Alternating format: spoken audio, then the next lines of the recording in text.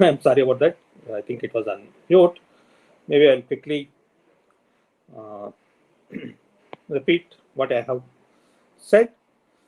I was saying that in the last class we have looked at the design of this 32-bit adder, 32-bit floating point adder subtractor circuit. We looked at the way to design each of the blocks in the block diagram here. Basically, all these blocks are required to implement the four major steps in the floating point addition operation that involves exponent comparison and determining the absolute difference between the exponents, then Mantis alignment, where you need to do the shifting of the Mantis with the smaller exponent by the number of bits equal to the absolute difference between the exponents. Then you do the addition or subtraction of the Mantisas, and the result of this addition or subtraction may not be in the normalized form. So in order to do the normalization, you do the leading zeros detector and then do the shifting of the Mantisa, and in the process you need to adjust the exponent. And we have seen that the delay of the circuit under certain assumptions that uh, the fan-in requirements are met and all the blocks in the barrel shifter and the leading zeros detector can be realized as a two-level logic gate circuit, right?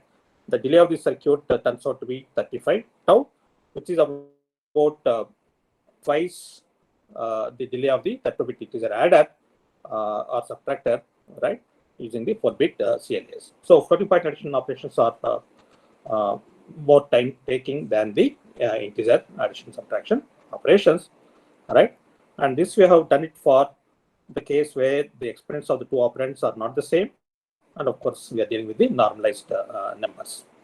Okay, and at the end of the last class I gave it an exercise for you to design this 32-bit floating point adder subtractor for the case where the exponents are the same and where the numbers are in the normalized form.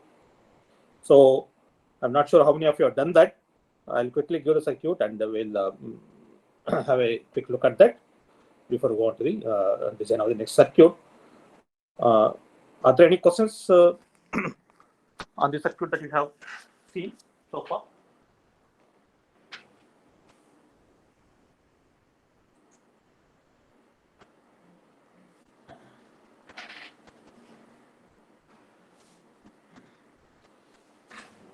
Yeah. Okay. If there are no questions, let's quickly look at the design of circuit for the case where the exponents are same. So obviously, because the exponents are same, we don't have to compare the exponents and then do the Mantisa alignment. But still, we have to compare the Mantisas because the Mantisa subtractor assumes that we are given two unsigned operands, and if you have to subtract the unsigned operands, then we have to make sure that the second operand is smaller than the first operand, right? This we had discussed when the design of the unsigned subtractor circuit was unsigned integer subtractor was designed. Okay, so basically we need to compare the mantisas and determine which operand's mantisa is greater. Then accordingly we need to decide which mantisa will be given as the first operand for the adder subtractor and which will be given as the second operand for the Mantisa adder subtractor. And also depending on the relation between the mantisas and the signs of the two operands, and then whether we are going to perform addition of x and y or subtraction of x and y, the sign of the result will also be dependent. It will be on similar lines like what we had discussed in the previous case. And we also have to determine whether mantisas are to be added or subtracted. So the circuit for the ZSN image generator will be exactly similar to what we had in the previous case, except that the input is the signal which indicates whether mantis of x is less than the mantis of y or not, right? Again, if for this bit is 0, it indicates that xm is greater than ym, otherwise xm is less than ym. And what we can see is here, there are two multiplexers. For both of them, the select line is the xm less than ym. And we can see that the order in which the operands are given as input to the multiplexers are reversed here. The first multiplexer, the 0th input is 1.xm and one input is 1.ym. In the other case, It's 1.ym and then 1.xm.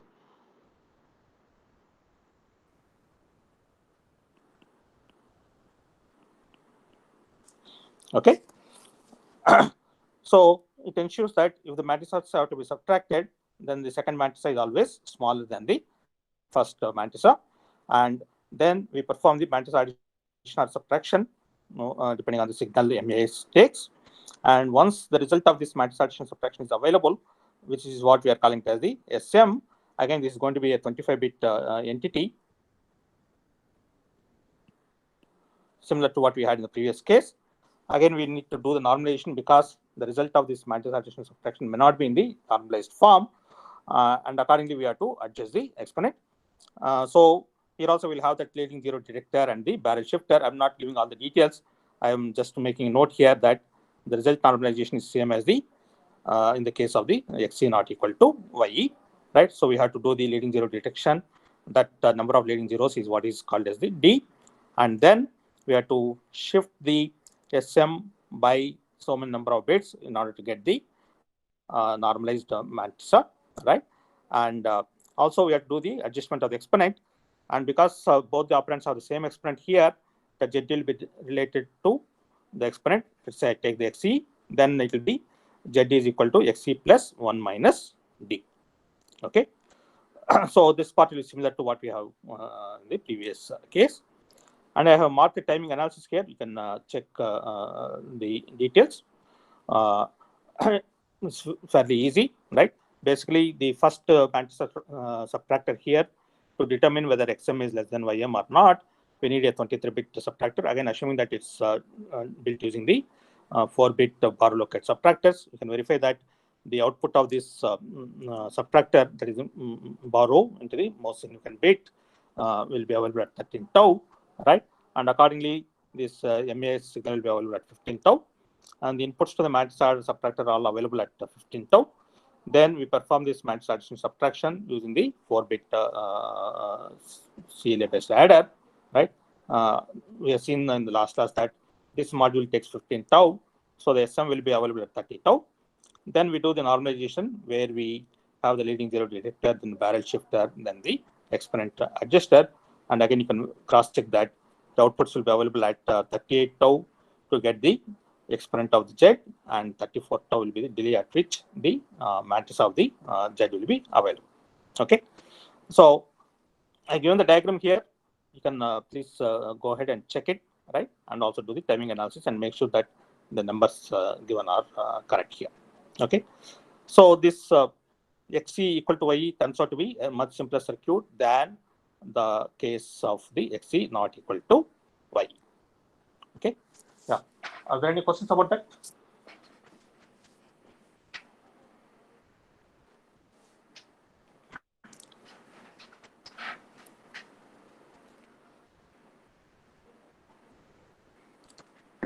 Okay, if there are no other questions,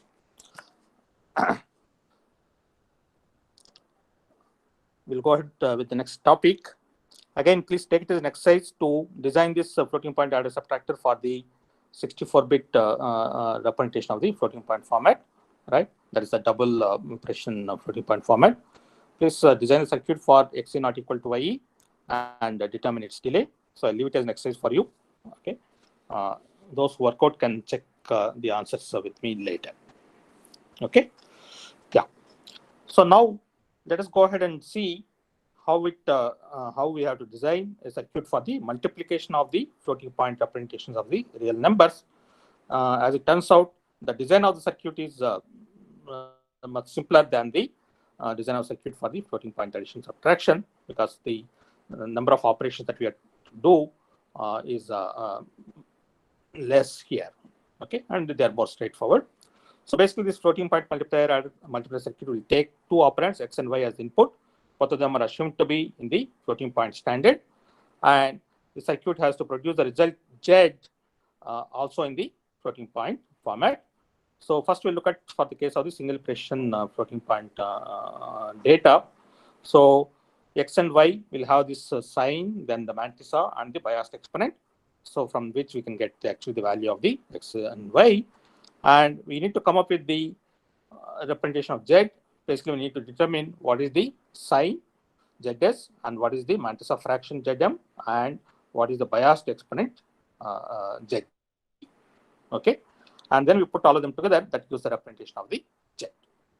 Okay, and how do we normally perform the multiplication of two numbers in the exponent mantissa form? Let's say in the decimal system. Suppose I have two numbers, x equal to plus 5.2 multiplied by 10 power 2, right? Y is, let's say, minus 1.8 multiplied by 10 power 3, right? So in order to get Z, right, we need to determine what will be the sign of the Z and what will be the mantissa and what will be the exponent.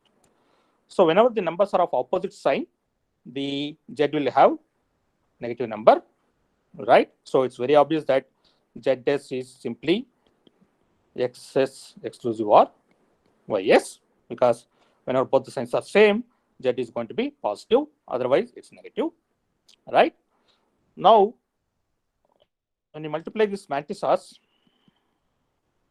you will get the product mantissa, and it will be 10 power 2 plus 3, right? So basically this involves multiplication of the matrices of the two given numbers, then adding the exponents of the two given numbers. And when you multiply the two matrices, the result may be in the normalized form or it may not be in the normalized form.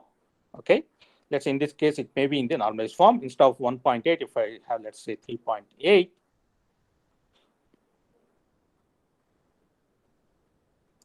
you can easily verify that the result will not be in the mantissa because the result exceeds 10, right? So it will not be in the mantissa. I mean, the mantissa will not be in the normalized form. Then we have to do the shifting of the decimal point position and accordingly adjust the exponent, right? In this case, we have to shift the decimal point to the left by one digit and then increase the exponent of the product by 1. Okay. So basically, what is it we need to do in this case? The sign of the result is going to be the exclusive OR operation on the signs of the operands. Then we have to get first the product of the matrices, right, which is nothing but XM multiplied by YM, right? I mean, for the decimal system, assuming that it's normalized numbers, right? So that one will not be there, right? And then you have to adjust the we have to basically normalize this PM, right? And the ZD will be XE plus YE, right? And when you do the normalization of the matrix, right, then we may have to increment the ZD, that is XE plus Y. Okay. I mean, I'm not giving all the details here because depending on the value this product of matrices take, right, the normalization will be required or it cannot be required. Okay. So now we are going to see how to realize the similar kind of operations, right, for the binary representations of numbers, right? So given X and Y, where X is XS plus 1.xm and then XE, right? But please remember that the XE is a biased exponent, so the true exponent will be XE minus bias, right? And YE will have YS, then the mantissa will be 1.ym, and the true exponent of Y will be this, right? So again, you can follow the same procedure as in the decimal case. So ZS will be XS exclusive or YS. And what will be the YM product of the matrices here? It will be 1.xm multiplied by 1.ym, right? And when you add the two biased exponents, right, we'll get XE plus YE. But please remember that this biased exponents are the true exponent plus 127. So the bias will be present twice here. So we need to subtract one value of the bias here, right?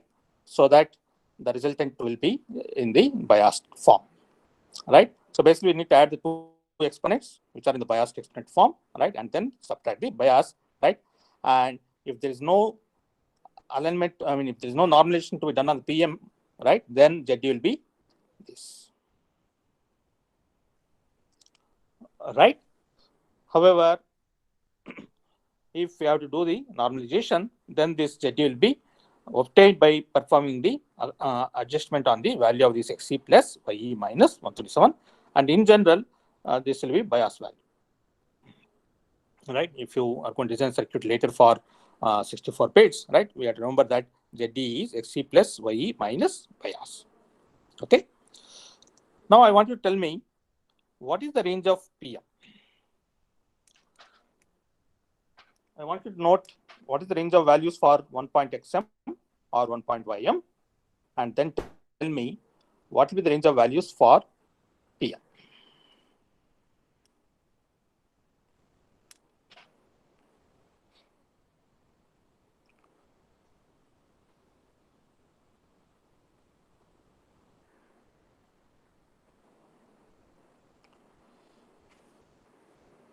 Right? What is the xm and ym here? They are the matrix of fractions. They represent the bits that are present after the binary point, right? And from that, you need to see what is the range of values this 1.xm can take or 1.ym will take. Therefore, what is the range of values the product PM can take.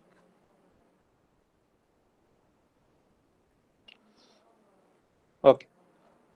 As you can easily see, either 1.xm or 1.ym, what is the minimum value this can take? When all xm bits are zeros, right? So that value is 1.0. So 1.xm will be less than or equal to 1.0.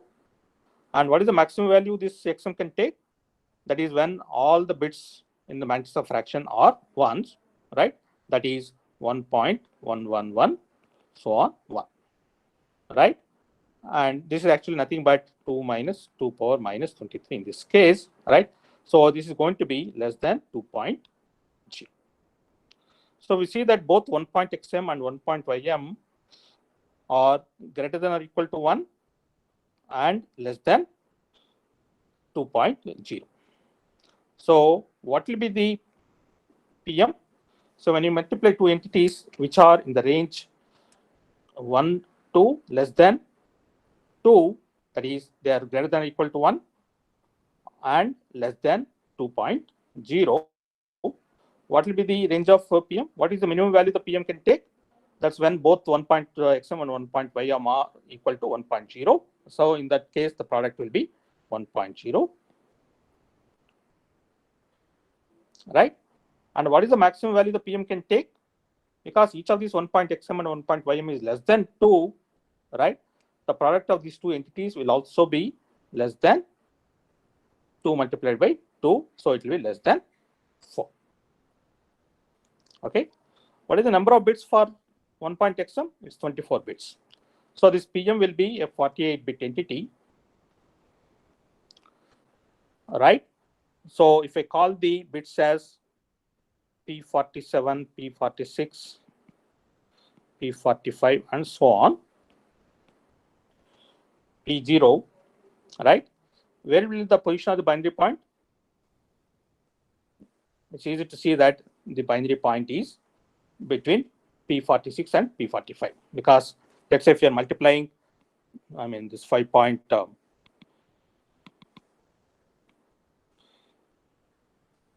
and 3.8, right? You'll get to possibly 4 decimal digits, right? So where is the position of the decimal point? It is actually after 2 decimal digits, right, from the right. So in the same way here, because we have 22 bits in the matrix of fraction, when you multiply these two entities, right, the position of the binary point is after 46 bits, right, from the least significant bit position, right? and that's why it is between P46 and P45. Now, noting that PM is in the range 1 to 4, right?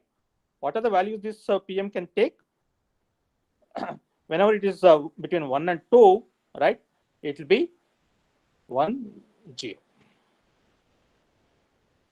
right?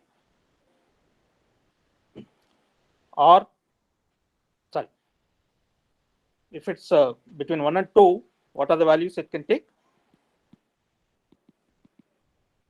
Yeah, if PM is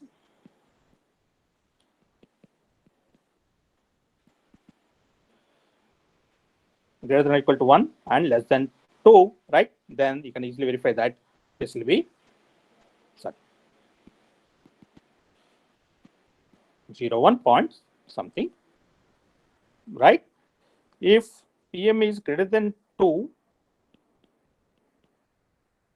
and less than 4, right, then this will be either 10 point something or 11 point something, because 10 is 2, 11 is 3, right? So it will be 2.0 onwards and less than 3, or 3.0 and less than 4, right?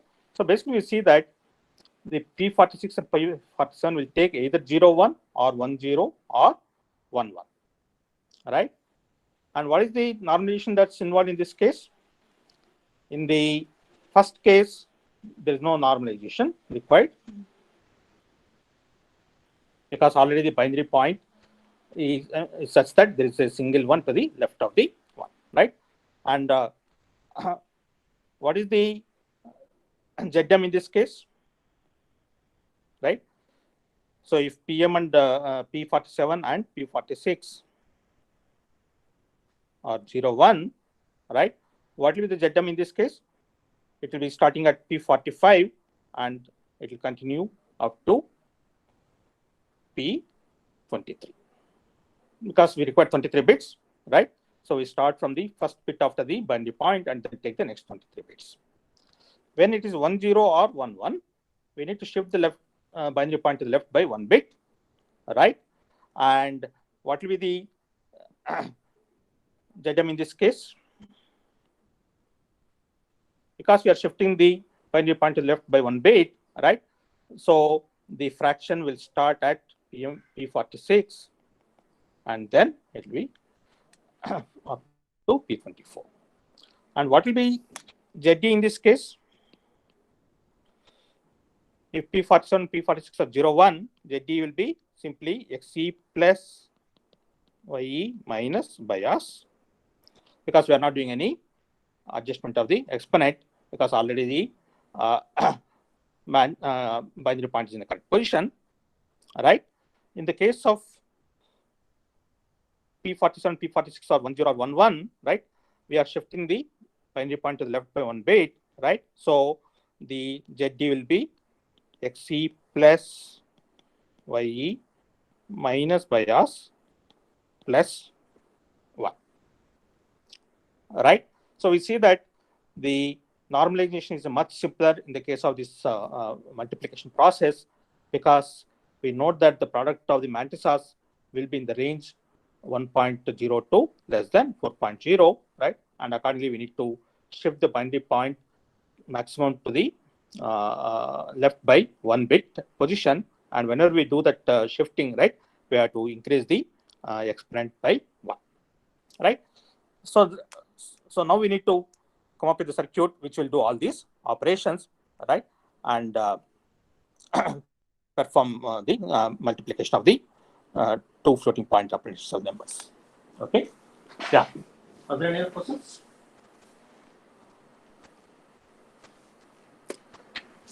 Okay, actually now we should be able to go ahead and design the circuit. I'll give the block diagram of the circuit, right?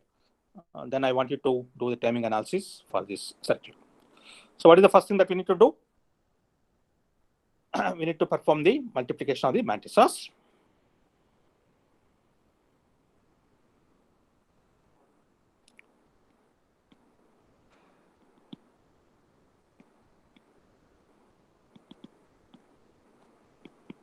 So the input will be 1.xm and 1.ym. So each of them is a 24-bit entity. Actually, you can consider them as unsigned numbers, right? So whatever the unsigned integer that you have designed, unsigned integer multiplier that you have designed earlier, right? You can use the same circuit to design this Mantissa multiplier. Only thing is, in the case of the unsigned integer multiplier, the binary point is to the right of the least significant bit position, whereas here the binary point is after the first most significant bit, that is the hidden one. So it's only question of interpretation of where the binary point is. So basically this requires the 24-bit multiplier, which is an unsigned multiplier. Okay. So once you do this product, right, you'll get what is called the PM product of the Mantissas, which will be 48 bits, right? Yeah. Now in parallel, we can do the addition of the exponents.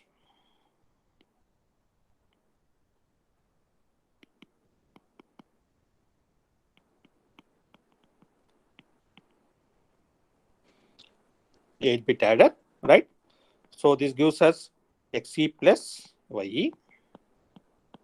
Please remember that both of them are bias exponents, so they're in the range 0 to 255. So the result that you will get will be exceeding 255, right? Or actually, it will be between 1 and 254. Doesn't matter, right? So what we will get here is a 9-bit entity. And noting what is it we are required to do with this sum of the two exponents, right? Earlier we've seen that we need to subtract the bias from this.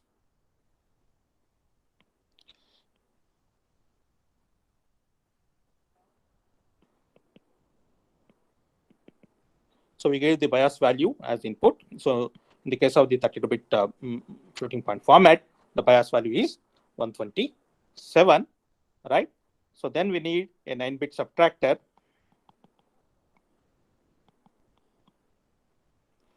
which will subtract this 127 from the sum of the xe plus y.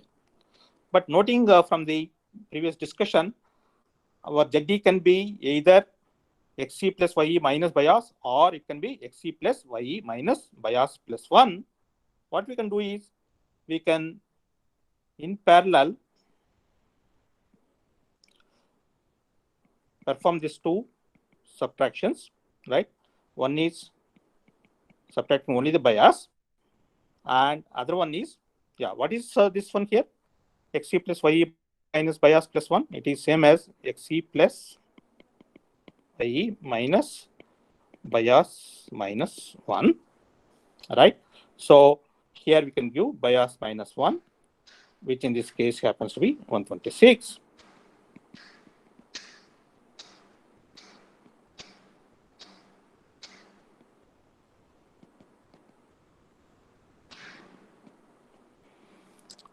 So basically we get both this ready, xe plus ye minus bias and xe plus ye minus bias plus 1, right? And when can we decide on which is going to be the exponent of the result? That depends on what are the bits of this product of the Mantissas, that is the P47 and P46. So when do we have to use this xe plus ye minus bias? In this case where P47 is 0 and P46 is 1, and we have to go for the other expression for the exponent. In the case of P47, P6 are 1, 0 and 1, 1. And for both these cases, you can see that P47 is 1. So you can easily check that whenever P47 is 0, we have to go for the first expression here. And whenever it is 1, right, we have to go for the second expression, right? So basically, now we use a multiplexer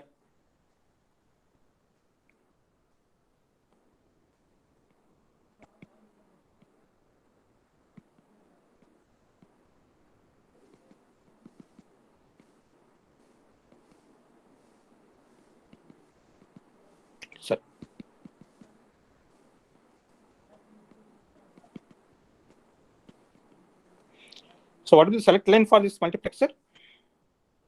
it is the P47. That is the bit 47 of the product of the matrices, right? So the result that you'll get here will be the Z. And how do we get the matrix of Z? Again, we'll use a multiplexer, right? Depending on the P47 bit, right? If it is 0, we have seen that whenever P47 is 0, the matrix is given by P45 to P23. So this will be 23 bits. And whenever it is 1, it is P46 to P24. So this will be a 23-bit 2-to-1 multiplexer, right? So that will give us the Z.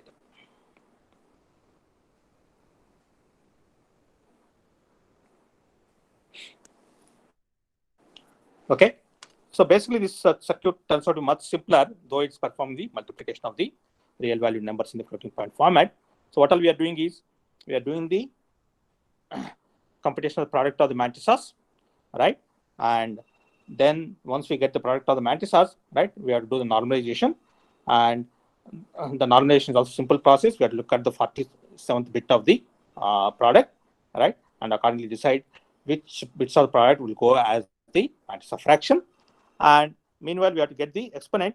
For getting the exponent, we have to add the exponents of the two operands. Then we have to subtract either the bias value or the bias minus 1 value from the sum of the two exponents. And we choose one of them, right, depending on the value of this P47 bit. Okay. And ZS is very simple, right, as we have seen. We have to basically compute the ZS as exclusive OR operation on the XS and YS. Okay. Yeah. So now I want you to do the timing analysis of the circuit. Basically, assuming that this Mantis multiplier will be designed as an unsigned multiplier circuit using the carry save addition. And at the end, the adder is a 48-bit adder using 4-bit CLAs and the higher order propagate and generate terms. Okay. So please take a few minutes to do the timing analysis of the circuit and then tell me at what time the outputs of the circuit will be available. So basically, you have to come up with sum and reduction table for the Mantis multiplication circuit. Then see how many number of levels of CSA are required. And once you get that, then you can determine the delay of this Mantis multiplier circuit. And meanwhile, you can do this 8-bit addition using the 4-bit CLAs and even the 9-bit subtractor using the 4-bit BLS, right? And accordingly determine the delay of the circuit.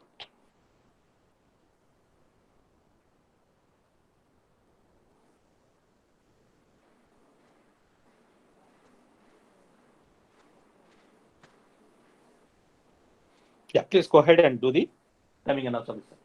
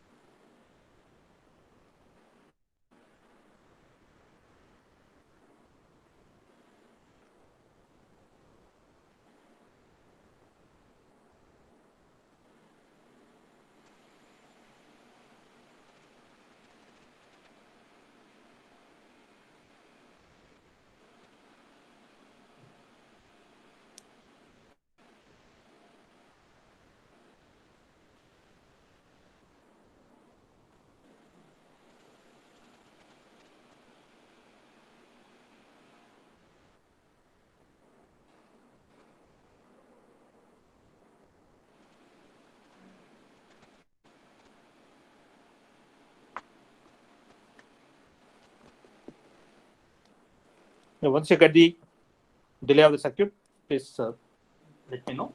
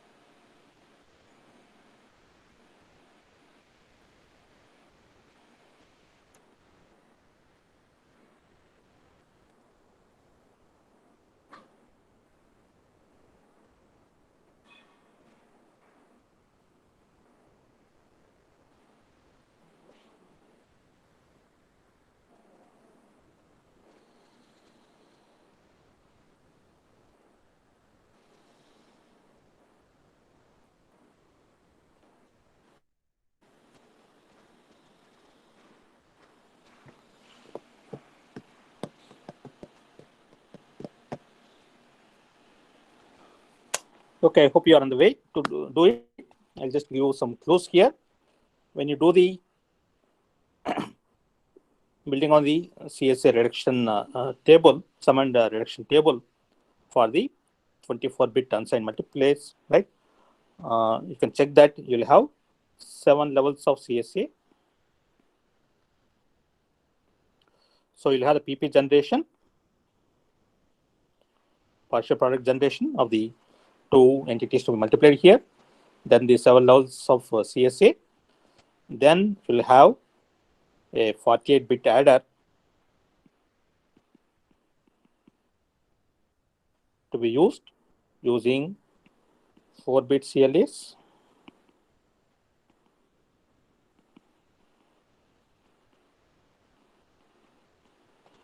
And higher order terms.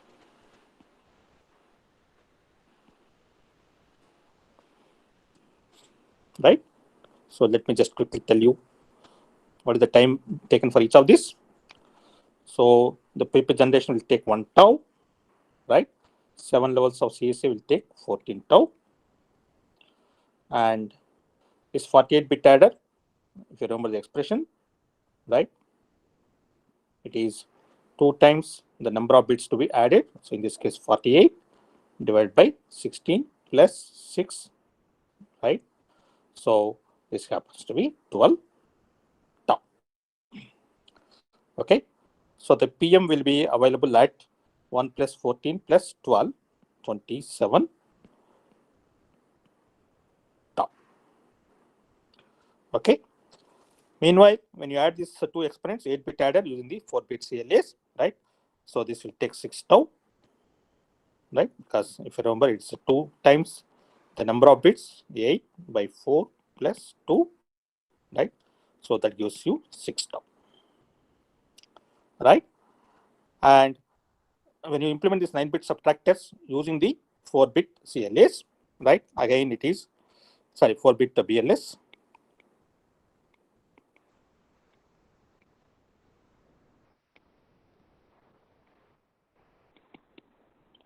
Right? So this will be 8 tau, right? So the outputs of the subtractors will be available at 14 tau.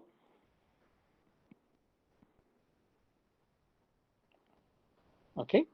And because this P47 is available only at 27 tau,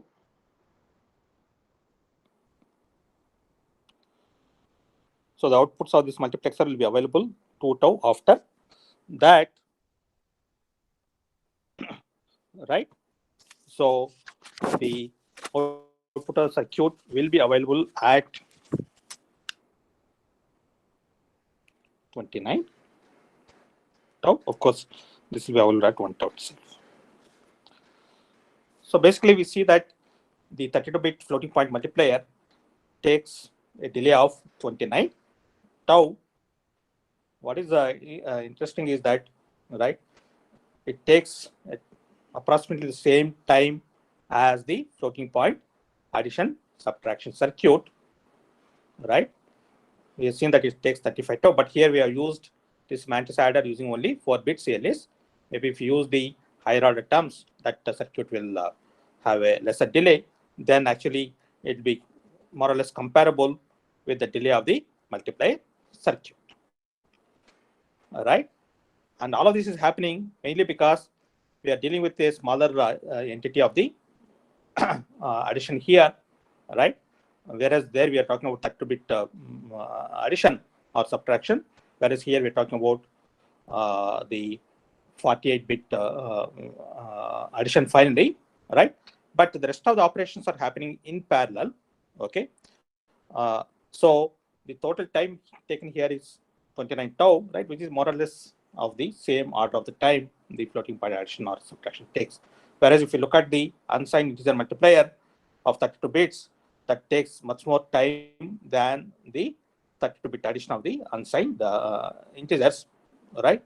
Whereas in the floating point case, that is not really the case. Okay. Yeah.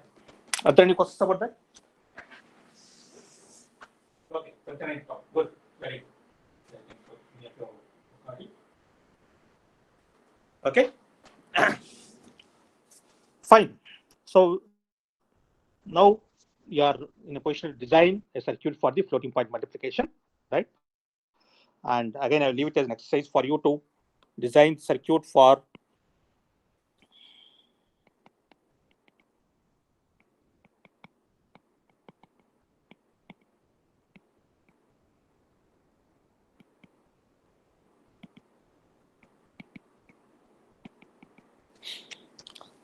n equal to 64, as you can check, right?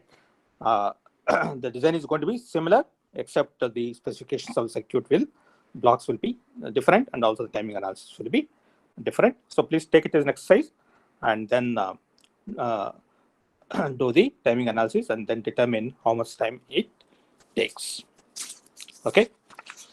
And now I'm going to tell you that you are going to have the next lab assignment on the design of the floating point multiplier circuit, because I don't want you to do the floating point addition. That takes considerable effort. That's a fairly complex circuit, right? But just to get a feel for dealing with the floating point operands, right? I want you to design one circuit using the HDL, right? And I want you to design this floating point multiplier circuit. Again, I don't want you to do it for either 32-bit or 64-bit, because that will involve a lot more complex logic to be built, right? So the lab assignment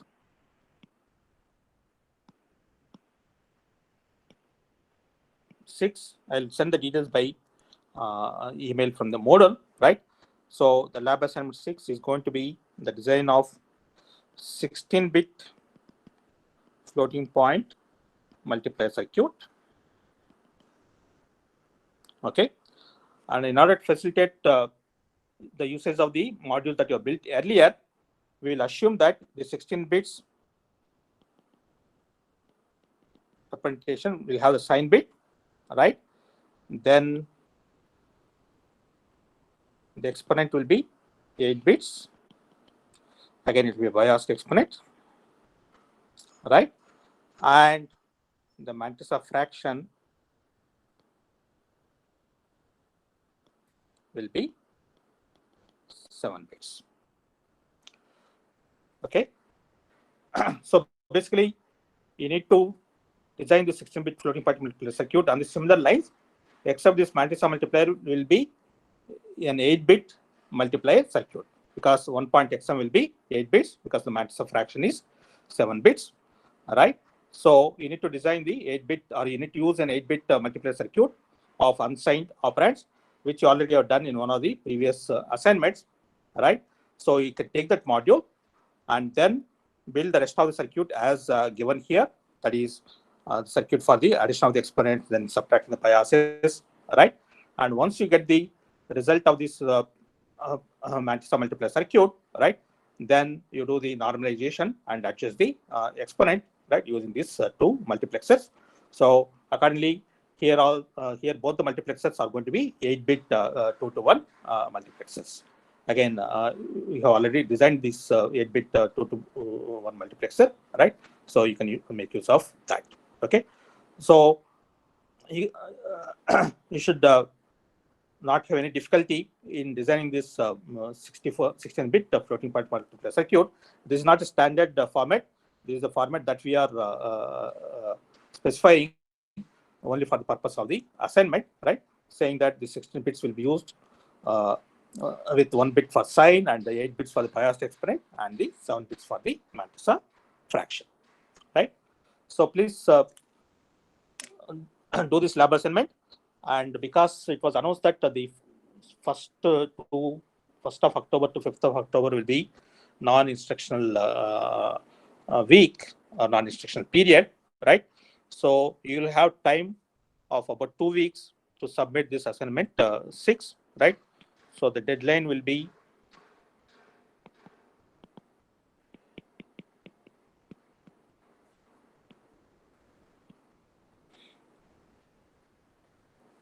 whatever it is. What is the following Monday? It's the 12th October 2020. Okay, but please don't defer it till later next week, right? It's a very simple circuit, right? And you have many of the modules that are already available. You have to just put them together and then design the circuit. And I'll give the details of the test cases in the email that I'll be sending from the module. Okay. And after this lab assignment, we'll have the lab exercises on what is called the hack ALU and hack assembler and the hack CPU, right? As given in that book on elements of computing systems. Okay. So this will be the final HTL exercise that you'll be doing in this course. And also, we will not design the floating point division circuit because that requires the Mantissa division circuit. Okay, because we are not discussing the division circuits even for the integers, right? We'll also not discuss the division circuit for the floating point representation. And in the same way that we have put all the integer circuits together to build the integer unit, we can build a floating point unit by putting all the floating point arithmetic circuits into a single unit, right? And typical ALU of the CPU will have an integer unit and the floating point unit. Both of them put together is what is called as the arithmetic and logic unit on the processor. At a later point in the next course, you'll be seeing that in a typical CPU of nowadays, which are called the superscalar processors, there will be multiple integer units and multiple floating point units, which will enable performing of this arithmetic operations in parallel for several pairs of operands in a concurrent manner. Okay, maybe we'll touch upon that towards the end of the course. For that, we need to discuss one more topic on the sequential circuits, because we need to understand the circuits called as the registers, right, which are built using the basic elements like the flip-flops. So we'll start the discussion on that in tomorrow's class, right? And even for the lab course, for the discussion on the next topic for the assignment 7 onwards, we need to know what are these registers and what is the memory unit organization. We'll try to do it in the next 2 weeks' time, right? And then you'll be in a position to do the exercises related to that. Okay. So we'll stop at this point. Are there any questions? Yeah, 1st October to 5th October is a non-instruction day. They'll be working for us, but we are not supposed to take any classes during this period. I think you must have seen the mail from the Dean Academic Courses about that.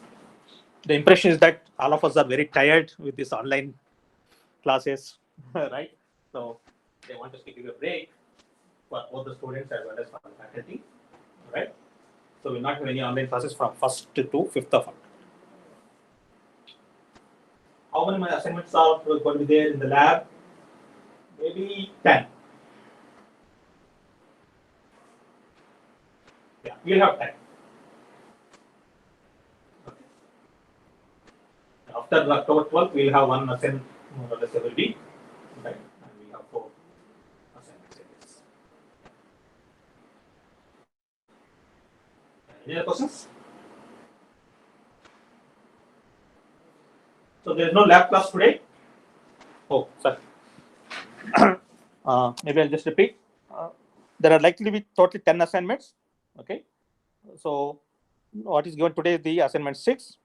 And from October 12th onwards, mostly we'll have one assignment per week, right? So we'll have 4 assignments in 4 weeks. Then we'll be coming to the end of the course, right? And yeah, what is the next question? Yeah, there is no lab class today because I already given the assignment. I will send the test case details for this assignment by email from the model. Okay, so we'll meet tomorrow at 10 o'clock for the class.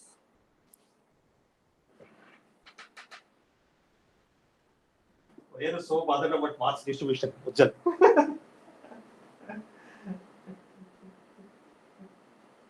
I already told you that the assignment weightage will be depending on the complexity of the assignments, right? Yeah. So we'll take care of it. As long as you do all the assignments, you'll get an essay. So try to focus on that. Do all the assignments and do the assignments correctly. Yes. The question is, are comments required in the lab assignments? I told you right in the beginning that, like what you do in the regular programming courses, where you do the indentation, where you do the documentation, right? You also have to do the documentation. So the comments are required. And you do have mechanism to give the comments, the lab assignments. Right? So please do have comments. Yeah. Any other questions? Yeah, I will upload the notes and also send it by Moodle. Right? Whatever we discussed so far, both the notes and the video recording will be available. Yeah, you can have a look. When will be the tutorials? We have one tutorial next week. I will announce it tomorrow. We are thinking that we'll have the tutorials on Thursdays between 12 and 1. Because lab class, there is a difficulty for some students who are not doing the lab class. So we cannot have these tutorials in the lab hours. And we cannot afford to have the tutorials during the regular theory classes, because that will cut the number of classes available. So what I'm thinking is we'll do it on Thursdays in the D slot between 12 and 1. I'll discuss that tomorrow. In the multiplier, we read from left to right, but in our original multiplier, we read from right to left. Is that correct? Yeah, because in the case of integer multiplication, right, we look at the least significant bits, whereas in the case of the fraction multiplication, you have to look at the higher orders. What you say is correct.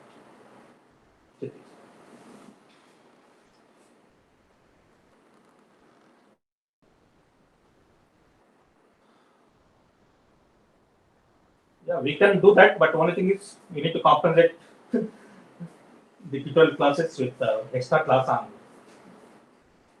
Thursdays. We'll discuss that tomorrow.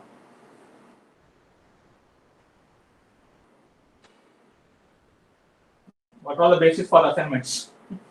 It should be correct, right? And they should have been documented well, right? And also indentation should have been done well, right? And they should be working for all the test cases. Wherever it's not working for the test cases, no, then there will be something else. We have given some guidelines to teaching assistants, they are following.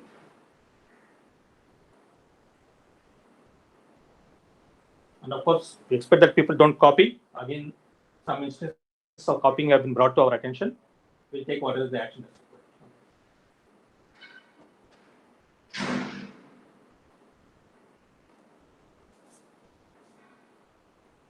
Okay.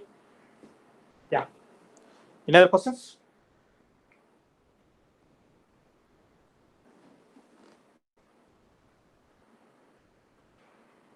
Yeah, there are no loops, you don't worry about it.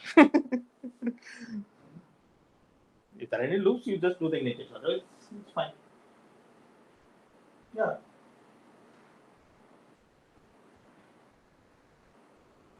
That's fine.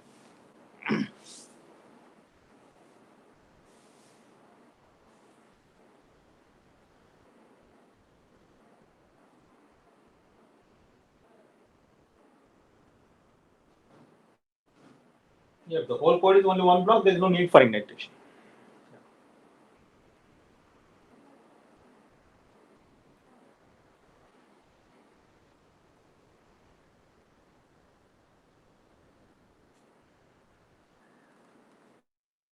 Are there any marks based on how we modularize the code into different chips?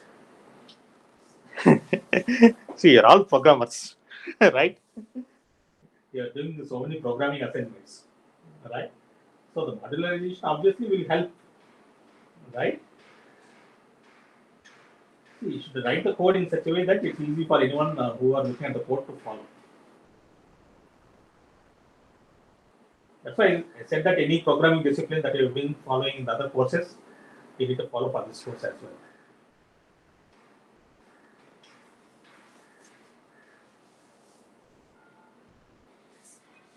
See, even if you look at this particular assignment after a couple of weeks or 3 weeks, right? You should be able to follow what is being done in that circuit.